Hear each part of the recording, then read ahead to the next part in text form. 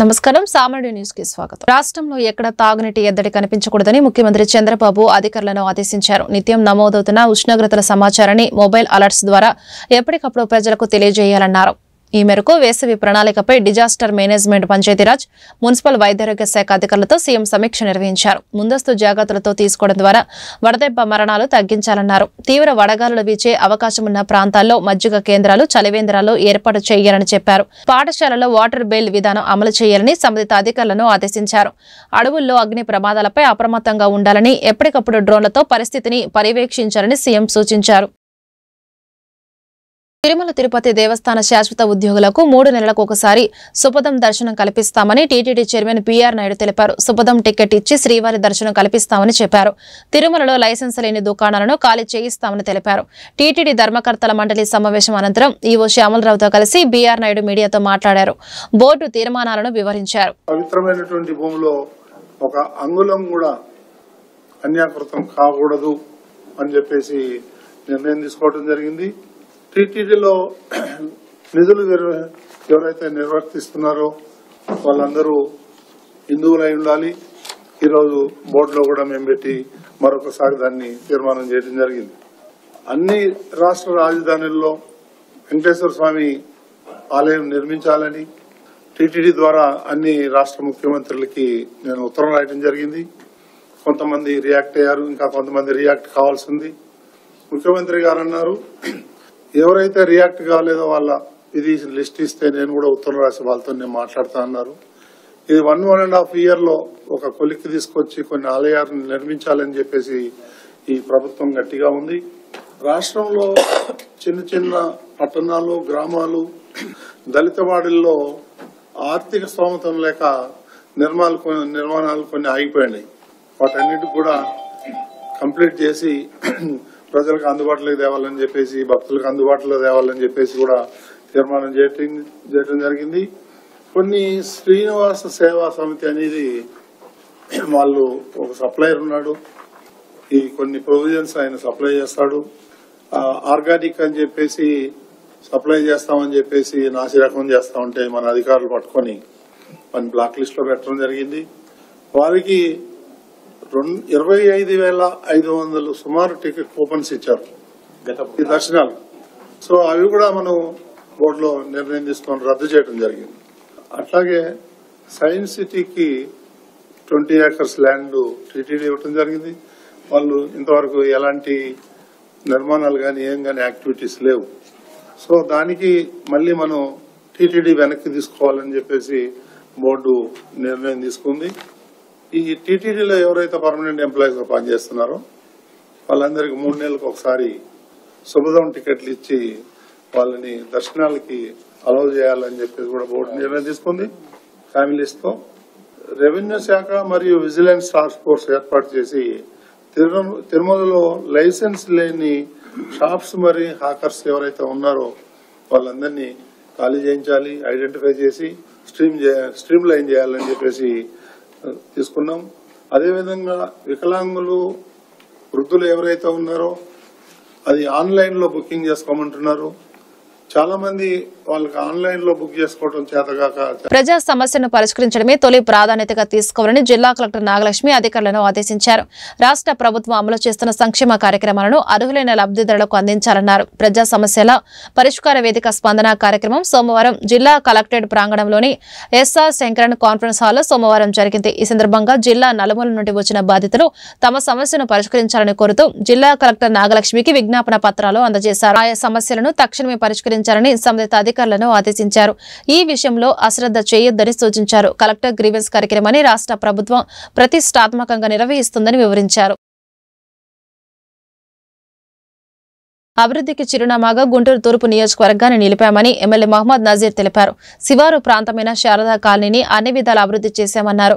కూటమి ప్రభుత్వ పాలనలో ప్రతి ప్రాంతంలో మౌలిక వసతులు కల్పించామన్నారు. సోమవారం శారదా కాలనీలో అభివృద్ధి పనులకు గుంటూరు ఇన్ఛార్జి మేయర్ షేక్ సజ్జలాతో కలిసి ఎమ్మెల్యే నజీర్ శంకుస్థాపన చేశారు. ఈ సందర్భంగా ఎమ్మెల్యే మాట్లాడుతూ అభివృద్ధి ప్రణాళికలో భాగంగా శారదా కాలనీలో 2వ లైన్ నుంచి 20వ లైన్ వరకు 1.75 కోట్లతో సీసీ రోడ్ల నిర్మాణం జరుగుతుందన్నారు. అలాగే బొంగరాలబీడు రోడ్డు విస్తరణ పనులు త్వరలోనే చేపడుతున్నట్లు వెల్లడించారు. ఈ కార్యక్రమంలో కూటమి నాయకులు పాల్గొన్నారు.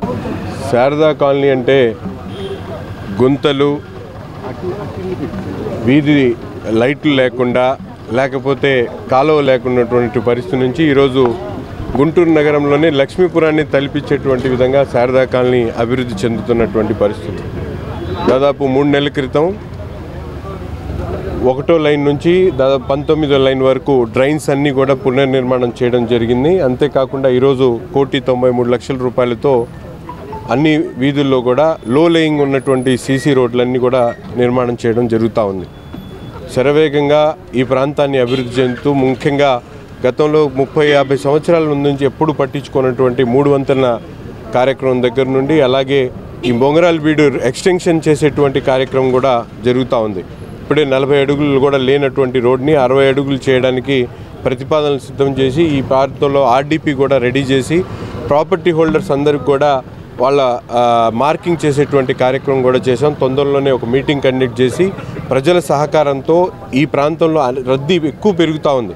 ఎందుకంటే గుంటూరు నగరంలో ఈ మధ్యకాలంలో ట్రాఫిక్ పెరిగినటువంటి ప్రాంతాల్లో బొంగరాల బీడు రోడ్డు ఏదైతే శారదా కాలనీకి వచ్చేటువంటి రోడ్డు విపరీతంగా ట్రాఫిక్ పెరుగుతూ ఉంది. కాబట్టి దీన్ని పూర్తిగా ఎక్స్టెన్షన్ చేసి గుంటూరుని మరింత అభివృద్ధి చేసేటువంటి ప్రణాళికలో భాగంగా ఈ రోడ్డును కూడా ఈరోజు పునర్నిర్మాణం చేయడానికి దాదాపు బొంగరాల బీడు మెయిన్ ఎంట్రన్స్ దగ్గర నుండి last Sharada colony ending road వరకు కూడా 60 అడుగుల రోడ్డు చేసే కార్యక్రమాన్ని కూడా తీసుకోవడం జరుగుతూ ఉంది. ఇప్పుడే అధికారులు మార్కింగ్ చేయడం, ఆర్డీపీ తయారు చేయడం, వాళ్ళకి ఎక్స్గ్రేషియా ఏదైతే నష్టపరిహారం చెల్లించేటువంటి కార్యక్రమాన్ని కూడా అతి త్వరలోనే ప్రారంభిస్తాం. ఈరోజు నగరంలో అనేక కార్యక్రమాలు జరుగుతూ ఉన్నాయి. అభివృద్ధి కార్యక్రమాల్లో కూటమి ప్రభుత్వం ఏర్పడ్డ తర్వాత ఒక చిత్తశుద్ధితో మౌలిక వసతులు ప్రతి ఒక్క ప్రాంతాన్ని కల్పించాలనే ధ్యేయంతో పనిచేయడం జరుగుతూ ఉంది. ఎక్కడైనా ప్రజలకు ఎటువంటి ఇబ్బంది వచ్చినా కూడా తప్పకుండా మా కూటమి నాయకులందరూ కూడా క్షేత్రస్థాయిలో అందుబాటులో ఉంటాం. ప్రతి ఒక్కరి సమస్యలు వింటాం. వారికి కావాల్సినటువంటి కార్యక్రమాలన్నీ కూడా త్వరతగిన చేసేటువంటి ప్రణాళికతో ముందుకు సాగుతాం. కూటమి ప్రభుత్వ పాలనలో గుంటూరు ప్రగతి పరుగులు తీస్తుందని ఇన్ఛార్జ్ మేయర్ షేక్ సజిలా తెలిపారు. గత వైసీపీ ప్రభుత్వం గుంటూరు నగరాభివృద్ధికి చేసింది ఏమీ లేదని ఆరోపించారు. చివరికి ధ్వంసమైన రోడ్లకు మరమ్మతులు కూడా చేయించలేదని ధ్వజమెత్తారు. రాష్ట్ర ముఖ్యమంత్రి చంద్రబాబు నాయుడు రాకతోనే రోడ్లకు మహర్దశ పట్టిందన్నారు. గుంటూరులో ఆమె మీడియాతో మాట్లాడుతూ ప్రజలకు మెరుగైన మౌలిక వసతులు కల్పిస్తున్నామని వివరించారు. ప్రభుత్వం వచ్చిన తర్వాత ఇటు డెవలప్మెంట్ కానివ్వండి, సంక్షేమం కానివ్వండి ఒకే దశగా జరుగుతున్నాయి. ఎందుకంటే గతంలో రోడ్లు గుంటలుగా ఉన్నాయి, డ్యామేజ్ అయ్యి ఆ రోడ్స్ అన్నీ కూడా మన చంద్రబాబు నాయుడు గారు మరమ్మతులు చేయాలని ఒక సంకల్పంతో రాష్ట్ర వ్యాప్తంగా ఉన్న గుంటలని మన అందరు బాగా చక్క చేయాలి అని 861 కోట్ల కేటాయించారు. 20,000 కిలోమీటర్లు అనుమతి ఇచ్చారు పనుల కోసం.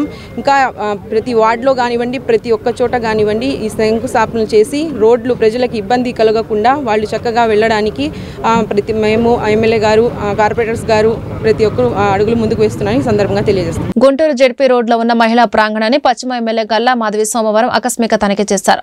ప్రాంగణంలో ఉన్న వివిధ విభాగాలను పరిశీలించి నిర్వహణ గురించి వాకబు చేసి ఎమ్మెల్యే సంతృప్తి వ్యక్తం చేశారు. ఈ తనిఖీ అనంతరం గల్లా మాధవి మీడియాతో మాట్లాడారు.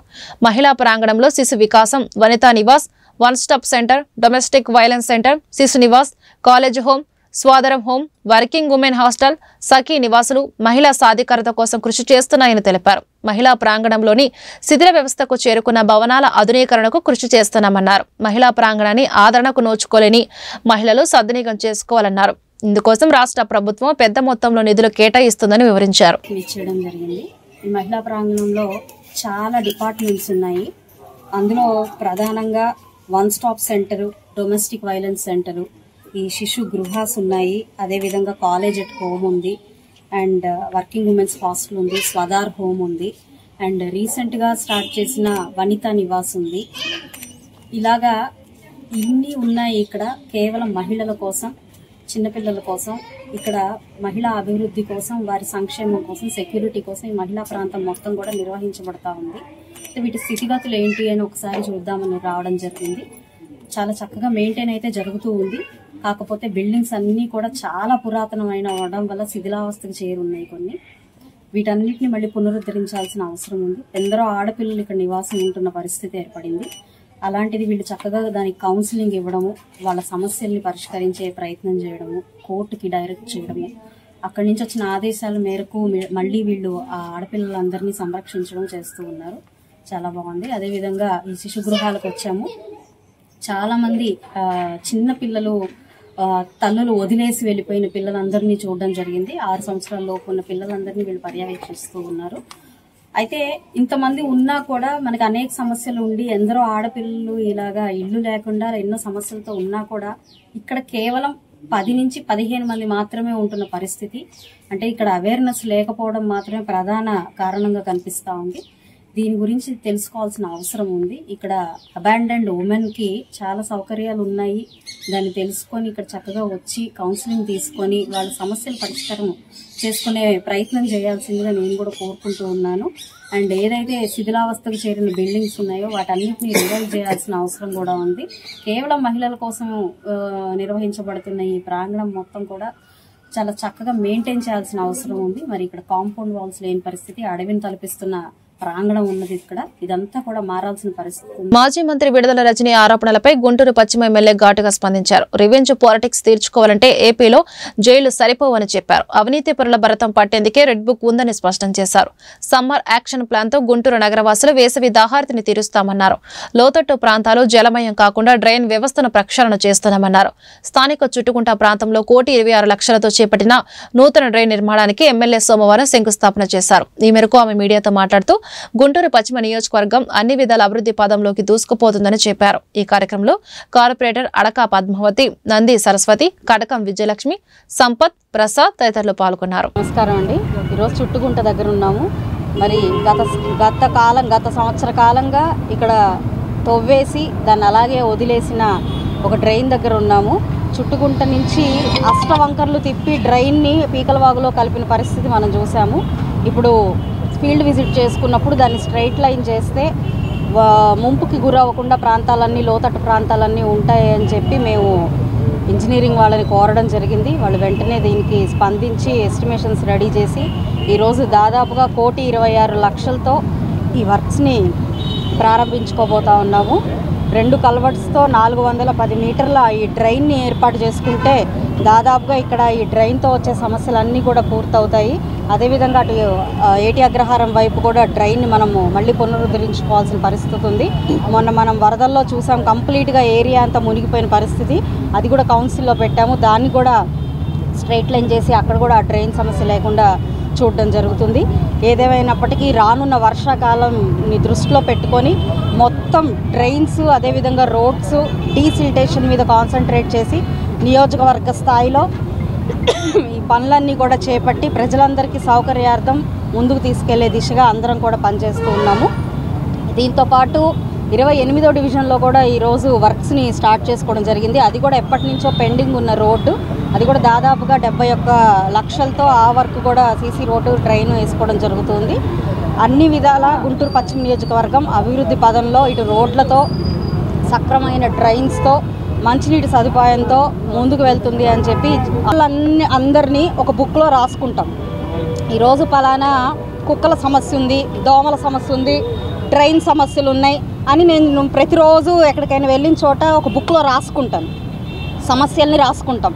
ఎక్కడైనా అవినీతి జరిగింది, పలానా ఎంప్లాయీ సరిగ్గా లేడు, పలానా సచివాలయంలో ఇక్కడ పనులు చేయట్లేదు, పలానా ఇంజనీరింగ్ విభాగంలో ఉన్న సోకాల్డ్ ఏఈఓ డిఈఓ ఇక్కడ పని చేయట్లేదని వాళ్ళ గురించి రాసుకుంటాం. రేపొద్దున వాళ్ళ మీద యాక్షన్ తీసుకోవడానికో లేకపోతే మనకు ఈ కాన్స్టిట్యున్సీలో బాగా మంచి పనులు జరగడానికో అవి నోట్ చేసుకుంటాం సాయంత్రానికి. అదేవిధంగా గడిచిన 5 సంవత్సరాల్లో ఎన్ని రకాలైన అరాచకాలు, అకృత్యాలు. వక్ఫ్ బోర్డు చట్ట సవరణ బిల్లును చంద్రబాబు, పవన్ కళ్యాణ్, జగన్మోహన్ రెడ్డి వ్యతిరేకించారని ఆంధ్రప్రదేశ్ ముస్లిం ఐక్యవేదిక నాయకులు జియావుర్ రెహమాన్ కోరారు. పార్లమెంట్లో ఈ బిల్లు ఆమోదం పొందకుండా ఉండాలంటే చంద్రబాబు, పవన్ కళ్యాణ్ ఈ బిల్లుకు వ్యతిరేకంగా ఓటు వేయాలన్నారు. ఆంధ్రప్రదేశ్ ముస్లిం ఐక్యవేదిక ఆధ్వర్యంలో వక్ఫ్ బోర్డు చట్ట సవరణ బిల్లును వ్యతిరేకిస్తూ గుంటూరు జిల్లా కలెక్టరేట్ ఎదుట సోమవారం ధర్నా కార్యక్రమం జరిగింది. ఈ సందర్భంగా జియావుర్ రెహమాన్ మాట్లాడుతూ వక్ఫ్ బోర్డు సవరణ చట్టం మాకొద్దు అన్నారు. వక్ఫ్ బోర్డు ఆస్తులను పరిరక్షించాల్సిన బాధ్యత పాలకులపై ఉందన్నారు. ఎస్సీ వర్గీకరణ కోసం గత 30 సంవత్సరాలు అలుపెరగని పోరాటాలు చేసిన ఎంఆర్పీఎస్ నాయకులకు ధన్యవాదాలు తెలిపిన ఎంఆర్పీఎస్ వ్యవస్థాపక అధ్యక్షుడు ఉసిరిపాటి బ్రహ్మయ్య మాదిగ గుంటూరు అంబేద్కర్ భవన్లో ఏర్పాటు చేసిన మీడియా సమావేశంలో ఆయన మాట్లాడారు. కూటమి ప్రభుత్వానికి మందాకృష్ణ మాదిగ మద్దతు ఇచ్చాడు కాబట్టి కూటమి ప్రభుత్వం చెప్పినట్లే తల ఊపుతూ చేతులు కట్టుకుని కట్టు బాలిసలాగా మారి ఈ రోజు ఆంధ్రప్రదేశ్ మాదిగలకు అన్యాయం చేయాలని చూస్తున్నాడని అన్నారు. ఆంధ్రప్రదేశ్ గడ్డ మీద మాదిగ జాతి ఉంది. ఆ జాతిని కాపాడుకోవడానికి దమ్మున్న నాయకత్వం ఉందన్నారు. తెలంగాణ ప్రభుత్వంలో చెల్లని నాణ్యం ఆంధ్రప్రదేశ్ ప్రభుత్వంలో ఎందుకు చెల్లుతుందో చంద్రబాబు నాయుడు ప్రశ్నించుకోవాలని అన్నారు. ఆర్డినెన్సీ పేరుతో జిల్లా యూనిట్ గా మీరు ముందుకొస్తే ఆంధ్రప్రదేశ్ లోని సంఘాలు, మేధావులు, విద్యార్థులు, యువకులు సంయుక్తంగా ఒక సంఘటిత శక్తిగా మారి మా హక్కుల కోసం పోరాటం చేయాల్సి వస్తుందని అన్నారు. వర్గీకరణ చేశారు, చేసి చెయ్యని వారు కావద్దని, వర్గీకరణ చేసి ఫలాలు మాకు పెట్టారు, పెట్టని వారు కావద్దని అన్నారు. నిలదీసే ప్రయత్నం చేస్తూ ఇక్కడ కూటమి ప్రభుత్వం అధికారంలో ఉంది కనుక కూటమికి ఆయన మద్దతు ఇచ్చాడు కనుక కూటమి ప్రభుత్వం చెప్పినట్టుగా ఆయన మెడలూపుతూ తలకాయ ఊపుతూ చేతులు కట్టుకొని కట్టు బానిసలాగా మారి ఈ రోజు ఆంధ్రప్రదేశ్ మాదిగలకి అన్యాయం చేయడానికి చూస్తున్నాడు. ఈ ఆంధ్రప్రదేశ్ లో ఉండబడినప్పుడు మాదిగ సమాజమా, ఓ మాదిగ పెద్దలారా, ఓ మాదిగ యువకులారా, మేధావులారా ఆలోచించండి. ఈ జాతికి ఈ రోజు మాదిగ జాతి ఆంధ్రప్రదేశ్ లో ఓ మందకృష్ణాన్ని రూపంలో జరుగుతున్నటువంటి దాడిని ఏదైతే ఉందో దానిని ప్రతిఘటించాల్సిన అవసరం ఉంది. మాదిగ జాతికి అండగా నిలబడాల్సిన అవసరం ఉంది. తెలియజేసుకుంటూ చంద్రబాబు నాయుడు గారి ప్రభుత్వానికి క్షమని విజ్ఞప్తి చేస్తా ఉన్నాం. అయ్యా, ఆంధ్రప్రదేశ్ గడ్డ మీద మాదిగలు ఉన్నాం, ఆంధ్రప్రదేశ్ గడ్డ మీద మాదిగ నాయకత్వం ఉంది. ఆంధ్రప్రదేశ్ గడ్డ మీద ఈ రోజు మాదిగ జాతిని కాపాడుకోవడానికి సంబంధించినటువంటి దమ్మున నాయకత్వం ఇక్కడ ఉంది. కానీ తెలంగాణలో చల్లని నాణ్యం, తెలంగాణ ప్రభుత్వంలో చల్లని నాణ్యం ఆంధ్రప్రదేశ్ ప్రభుత్వంలో ఎందుకు చెల్లుతుందో చంద్రబాబు నాయుడు గారు ఆలోచించుకోవాలని చెప్పి విజ్ఞప్తి చేస్తా ఉన్నాం. అలా కాకుండా మాదిగలకి తనొక్కడే నాయకుడు అనే పేరు మీద తనకి చెప్తే తను ఒప్పుకుంటే ఏదైనా జరిగిందనే పేరు మీద కానీ మీరు ఆలోచన చేసి ఈ రోజు ఆర్డినెన్స్ పేరు మీద మీరు ముందుకు వచ్చినా, జిల్లా యూనిట్ పేరు మీద మీరు ముందుకు వచ్చినా భవిష్యత్తులో మాత్రం ఖచ్చితంగా ఆంధ్రప్రదేశ్లో ఉండబడినటువంటి మాదిగ సంఘాలతో పాటు ఆంధ్రప్రదేశ్లో ఉండబడినటువంటి మేధావులు, విద్యార్థులు, యువకులు అందరూ కూడా ఒక సంయుక్తంగా ఒక సంఘటిత శక్తిగా మారి మరలా మా హక్కుల కోసం మేము నిందించాల్సి వస్తుంది. కనుక మీరు వర్గీకరణ చేశారు, చేసి చేయని వారు కావద్దు. మీరు వర్గీకరణ చేసి మాకు ఫలాలు పెట్టారు, పెట్టిన వారు కావద్దు. కనుక మరొకసారి విజ్ఞప్తి చేస్తా ఉన్నాం. జిల్లా యూనిట్ మానుకోండి, ఆర్డినెన్స్ మానుకొని రాష్ట్ర వ్యాప్తంగా మాకు చట్టం తీసుకురండి. ఆ చట్టం తీసుకొస్తేనే మాకు న్యాయం జరుగుతుంది. 30 ఏళ్ళ మా పోరాటానికి ఒక అర్థం ఉంటుందని చెప్పి కూడా సవినీయంగా విజ్ఞప్తి చేసుకుంటూ రాష్ట్ర ప్రభుత్వానికి మరొకసారి విజ్ఞప్తి చేస్తా ఉన్నాం. మీరు ఏదైతే రోస్టర్ విధానం తీసుకొచ్చారో ఆ రోస్టర్ విధానంలో మాదిగ మాదిగలకు అన్యాయం జరుగుతూ ఉంది. మా రోస్టర్ విధానంలో గ్రూప్ 1 తర్వాత గ్రూప్ 2 కాదని గ్రూప్ 3కి ఏ విధంగా మీరు రోస్టర్ 8% అమలు చేస్తున్నారు ఆలోచించాల్సిందిగా కోరుతా ఉన్నాం. అదేవిధంగా మీరు ఆర్డినెన్స్ అంటున్నారు, ఆర్డినెన్స్ దాన్ని మానుకొని చట్టాన్ని తీసుకురావడానికి ఆంధ్రప్రదేశ్లో మీరు ప్రయత్నం చేయాలని చెప్పని నేను డిమాండ్ చేస్తూ, అదేవిధంగా మందకృష్ణ మాదిగ ఒక్కడే కాదు ఈ రాష్ట్రంలో ఆంధ్రప్రదేశ్ గడ్డ మీద పుట్టినటువంటి ఎంఆర్పీఎస్ నాయకులు వాళ్ళ అభిప్రాయాలని ఆంధ్రప్రదేశ్ మాదిగల అభిప్రాయాలు పరిగణలో తీసుకొని మీరు ముందుకెళ్లాల్సిందిగా కోరుకుంటూ ఆర్డినెన్స్ కాదు చట్టం కావాలి. గుంటూరు జిల్లా గుంటూరు టౌన్ 2 వీలర్ అసోసియేషన్ నూతన కమిటీ ప్రమాణ మహోత్సవం పట్టాభుపురంలోని అబ్దుల్ కలాం షాదీఖానాలో ఘనంగా జరిగింది. ఈ కార్యక్రమానికి పైనీరు సంస్థల అధినేత చుక్కపల్లి రమేష్, చుక్కపల్లి రాకేష్ ముఖ్య అతిథులుగా హాజరై కార్యక్రమాన్ని ప్రారంభించారు. ఈ సందర్భంగా చుక్కపల్లి రమేష్ మాట్లాడుతూ రంజాన్ సందర్భంగా ముస్లిం సోదరులకు శుభాకాంక్షలు తెలియజేశారు.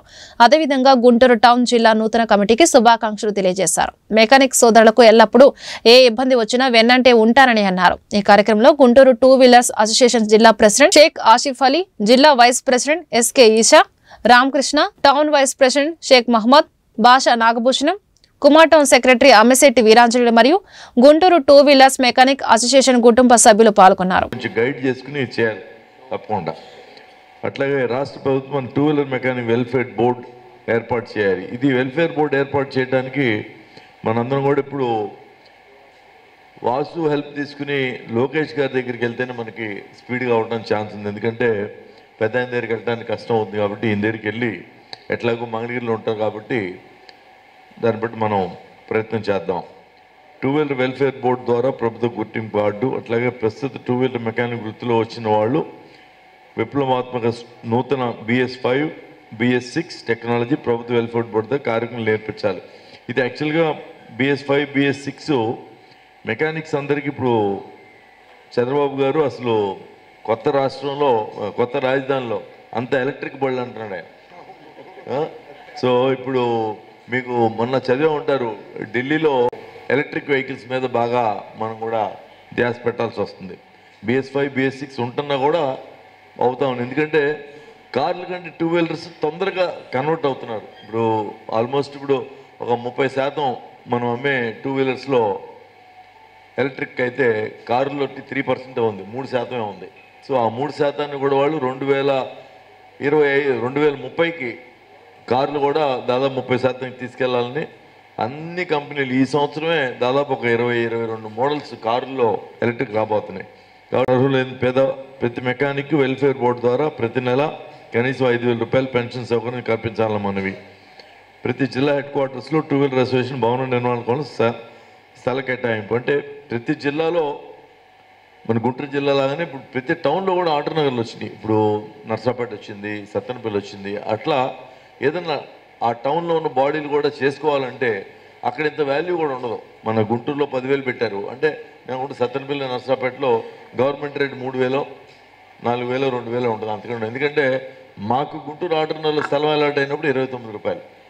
1984లో మాకు 2,000 గజాలు అలాట్ అయింది, అప్పుడు 29 రూపాయలు మాకు ఇచ్చింది.